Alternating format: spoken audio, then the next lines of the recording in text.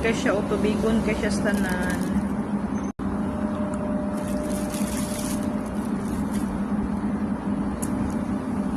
May pagmata na to. Time check. Alas 2. Countag ko ang live sheet. Lamig kay siya. Tubigon ka, yung init mo kayo ng panahon. Basta tinginit mo na siya, dapat sa mga May, mata ni siya karoon na abutan siya sa June.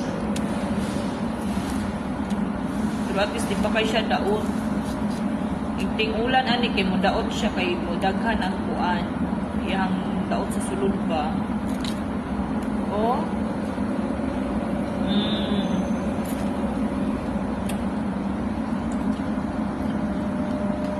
Tapos kayo, tubig.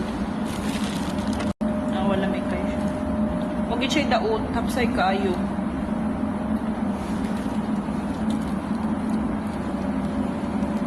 Tingnan mo nagtulo siya sa kuan. Basta ting-init, inani pa siya ka. Nindot. Pwedeng tingulan ng mga daot na siya, nanay siya ulod sa sulod.